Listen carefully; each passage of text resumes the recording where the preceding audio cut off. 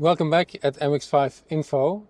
Today we're doing something different. I would like to look back at what was needed to get this car back on the road.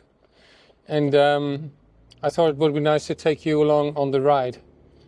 So about 8 months ago, I bought this car in Germany. I was not planning on buying a car, but for that we have to rewind a bit. I had an accident in May 2024 when using a trailer to bring my MX-5 from Belgium to the Netherlands. And that went horribly wrong. I lost control over the trailer and crashed the car in the process. And after a while, I reached an agreement with the insurance company that I could buy back that car. At the time, I was not sure of whether I would be able to get that car back on the road. But once I had it back in my possession, it was clear that it was not feasible, or at least it would be a lot of effort, and not necessarily resulting in a very good car. So for me, the ideal scenario would be that I would find a similar car, one from the same limited edition.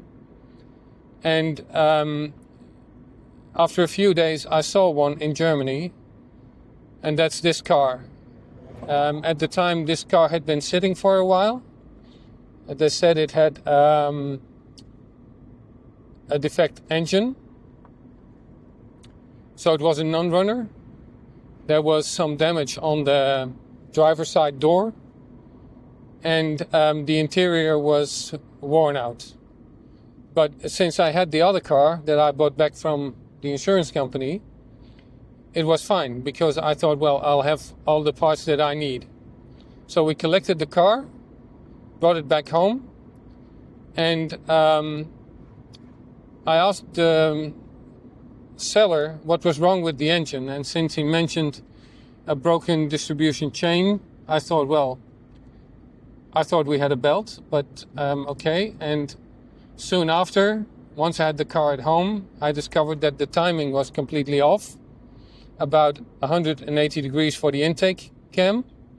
And after correcting that, the engine just ran.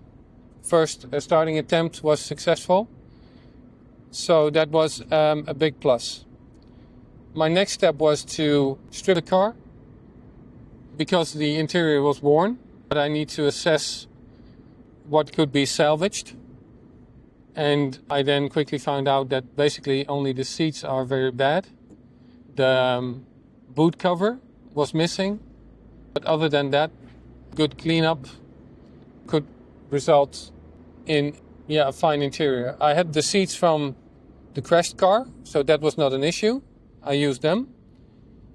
Furthermore, I had the dented door, and then I managed to get a repair on the other door, the one from the crashed car. So that one was repaired and used in this car. I had some other issues regarding the engine.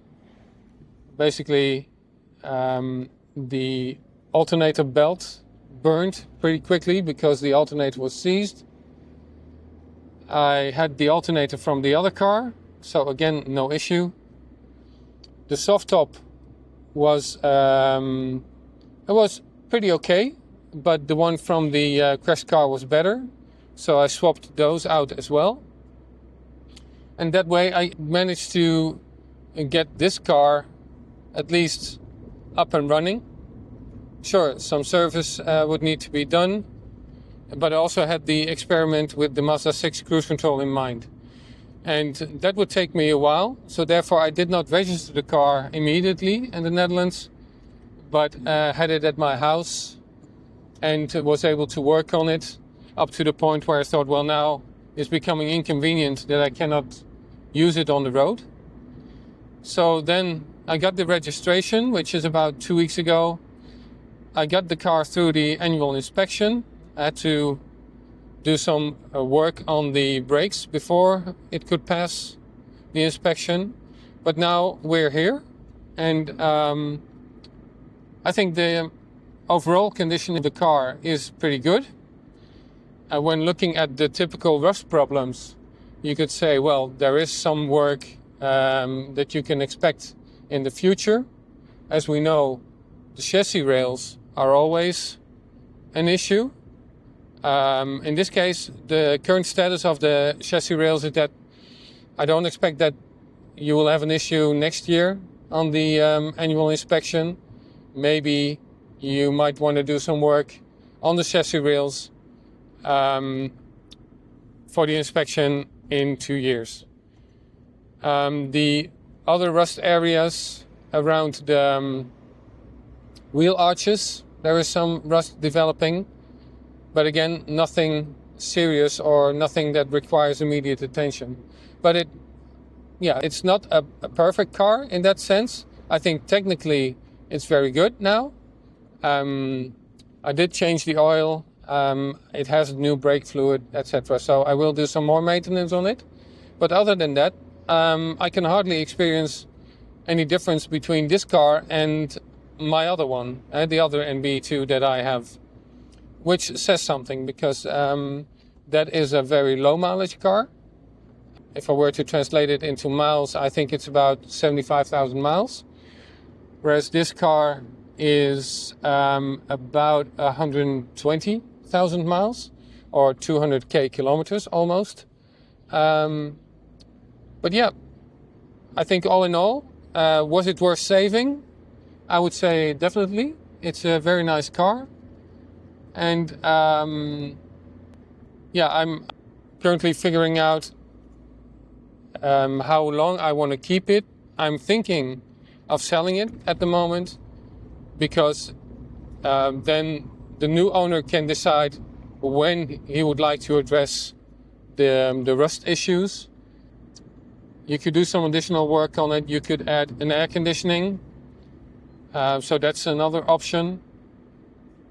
But other than that, it's a very complete car, in the sense that it has almost all of the options that you could have on this model year, except for the AC. And a hardtop would be nice, but other than that, I don't think there's anything wrong with this car or missing on this car.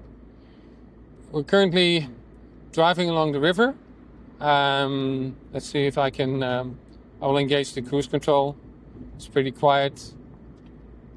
So this Mazda 6 cruise control was one of the reasons why I had not registered the car. I wanted to make sure that I could do that experiment first before I would sell on the car.